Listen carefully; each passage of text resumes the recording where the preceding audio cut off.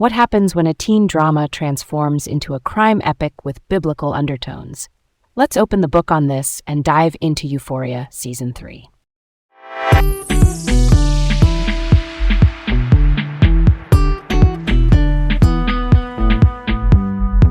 Hey, I'm Leah, feeling super curious today. And I'm Garrett, excited to explore this wild ride. This is Laid Back Learning with Leah and Garrett. All right, let's set the stage for this one. We're talking Euphoria Season 3, the final chapter of HBO's psychological teen drama that leans hard into crime drama stakes, Western vibes, and biblical echoes. Totally. It's the season that asks whether mercy still exists when the world closes in, and it does that through Rue's journey as a recovering addict under new pressures. Here's a cool thought to kick off. I once ended up at a film screening in Los Angeles, one of those industry-adjacent nights where everyone's sipping seltzers and trying to look casual under bright lobby lights. I'm chatting about camera lenses with a stranger, because woodworking and gear talk are my love languages, and I notice Zendaya across the room for a second. Zendaya, who plays Rue Bennett. The energy in that space changed, like someone dimmed the house lights and rolled camera. What stuck with me wasn't stargazing, it was how LA itself felt like a set. Neon reflections in glass, a cool breeze pushing palm fronds, distant sirens. When I watched Euphoria Season 3 later, especially knowing it filmed all around Greater Los Angeles, the Chinese Theater in Hollywood, Point Dume in Malibu, and the 4th and Lorena Street Bridge in Boyle Heights, it clicked. The city isn't just backdrop, it's a character, and Season 3 frames it like a frontier, cinemascope wide, where people look small next to the landscape, and the choices they make get big consequences. That's pretty cool, right? That's close to the heart of it. Speaking of which, let's cover the basics. Euphoria Season 3 is the third and final season of the HBO series created by Sam Levinson. He's the showrunner, meaning the lead creative authority who steers story, tone, and production. It premiered April 2026 and ran 8 episodes through May 2026. The focus stays on Rue Bennett, played by Zendaya, as a recovering addict who's wrestling with faith while being pulled toward the illegal drug trade. The tone shifts, less high school meltdown, more crime drama with Western and biblical motifs.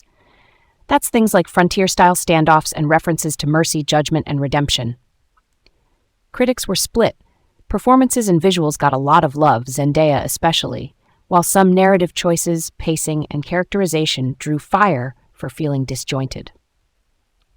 Right, and formally, it looks different.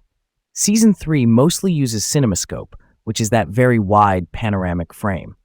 Levinson said he widened the frame to add objectivity and emphasize the surrounding danger, moving a bit away from purely subjective melodrama.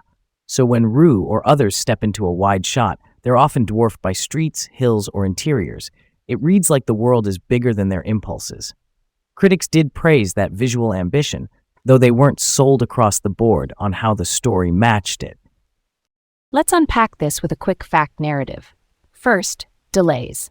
The 2023 Writers Guild of America strike, basically a labor action by TV and film writers seeking fair contracts, froze scripts and schedules industry-wide. Euphoria was hit, which contributed to sliding timelines. Pre-strike, Levinson said he had a good portion written, but after the strike, the creative map had to be rethought. Then came a heartbreak. Angus Cloud, who played Fezco O'Neill, died in July 2023. Levinson later said Fezco had been the backbone of the season's outlines. That loss didn't just change plot, it shifted the emotional center. Production regrouped.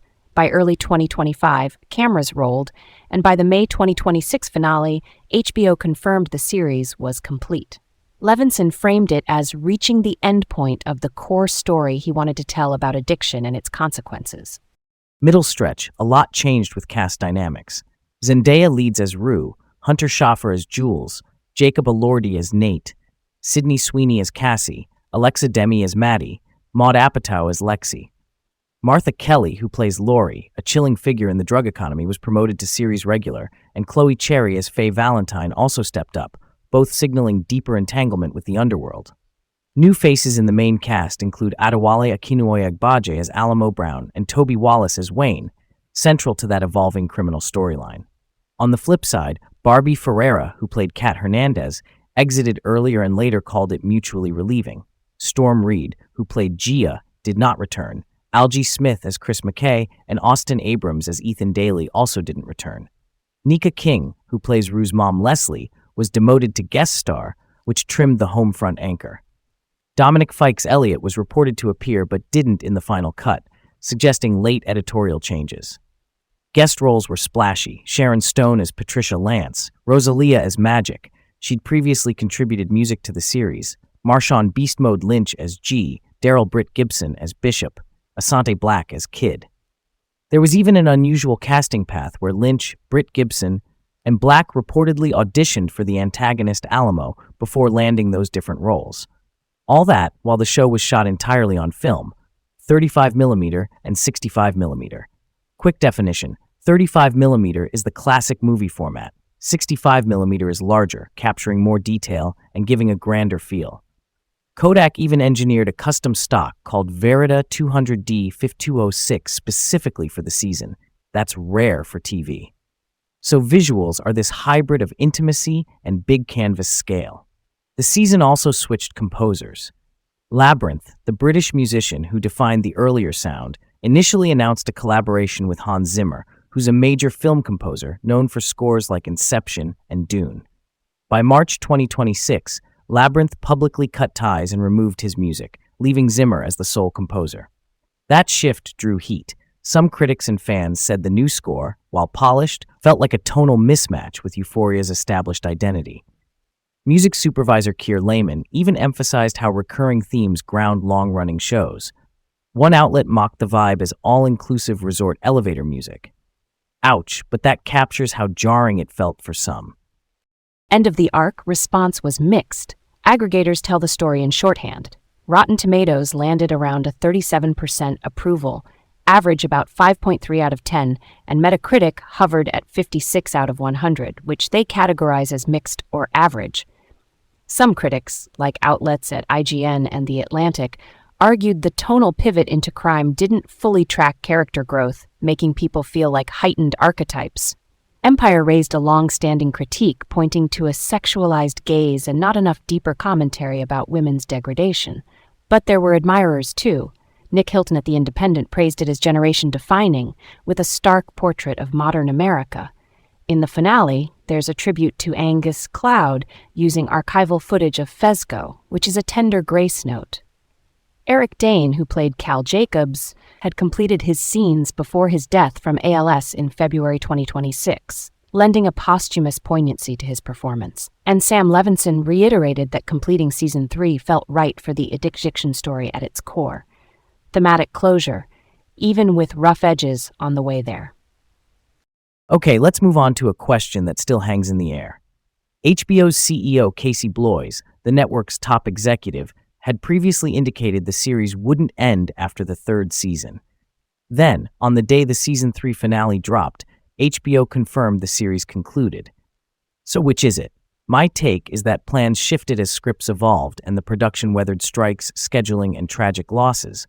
I think ending at 3, with Levinson saying the addiction story had reached its endpoint, was a clean exit. Not perfect, but clear. I hear that, but I kind of wonder, why not go one more season to metabolize the changes? Real talk, Season 3 did a lot. New aspect ratio, custom film stock, score handoff, cast reshuffle. Another season could have let the show breathe into the adult world more fully. If the concern was cohesion, a final lap might have earned back some balance. But I get the counterpoint that stopping while the core theme is still audible can be the more honest choice. That's a solid point. The risk of continuing is silhouette without substance. You keep the style, but the central heartbeat, Rue's relationship to recovery and meaning, might get diluted by expanding crime mechanics. So yeah, I'm down for the clean cut, even if it leaves questions. And questions aren't always a bad thing. Switching gears just a little. Pop culture ripples. Marshawn Lynch, the NFL running back nicknamed Beast Mode, shows up as a guest star credited as G. That crossover from sports to prestige TV says a lot about the show's reach. And the marketing tagline, "May God have mercy," was not just a cool line. It signaled the moral frontier the season wanted to paint, which matches those Bible and Western-flavored episode titles and the widescreen compositions. Here's a thought I've been turning over. What if Angus Cloud had lived to anchor Season 3 as planned? He played Fezco, and Levinson said Fez was the backbone of the original outlines. I think we would have seen a tighter emotional spine between Rue and Fez, two people orbiting sobriety and survival from different angles. The crime plot might have centered more on Fez's post-prison world, making the external danger feel organically tied to the relationships we already believed in. The show's Western vibe, lonely codes, hard lines, could have clicked more, because Fez always felt like a quiet sheriff type. Low words, high loyalty. I agree, and I'd add this. With Fez actively present, Rue's spiritual searching, those faith threads, might have had a steadier mirror. Like when recovery stories show up as a duet, we get accountability and empathy in the same frame. That could have anchored the season's crime escalation in recognizable heartbeats. Also, if Fez was the emotional constant, the friend group's rebalancing after departures, Barbie Ferreira as Kat, Storm Reed as Gia, Algie Smith as McKay, Austin Abrams as Ethan, might have felt less like loss and more like evolution. And then the finale's farewell to the world could have landed as a handoff, not a hard stop. Yeah, that hits different. It's also possible the tonal criticisms would have softened. If the crime stakes were held by Fez's story, audiences might not read it as a genre lurch, but as a natural extension of what we already knew. We can't know, of course. But the finale's use of archival footage was a thoughtful way to honor Angus. It says, "This absence mattered, and we see you." Before we close, a few production notes that really color the season's mood. Principal photography ran January through November 2025, with Zendaya describing her workload as doing 8 months of shooting in about 4. That compression can influence what you can rewrite or reshoot. The season held its red carpet premiere in April 2026, and episodes dropped weekly, day and date in the UK and Ireland on Sky Atlantic's Now, which kept the global conversation synced. And that custom Kodak Verida 200D 5206 stock, that's a tailored film emulsion engineered just for this production, is a rare flex for television, building a specific grain and color roll-off that made Season 3 feel distinct from earlier chapters. Last bit on sound, because it's a big deal. Labyrinth, whose music shaped Euphoria's identity early on, initially signaled a team-up with Hans Zimmer. Then in March 2026, Labyrinth very publicly stepped away and removed his music, and Zimmer ended up scoring the whole season. Even if you respect Zimmer's craft, swapping a show's musical DNA late can make it feel like a new language overnight. Music supervisors like Keir Lehman point out that recurring themes act like memory anchors, so it tracks that this pivot was jarring for many.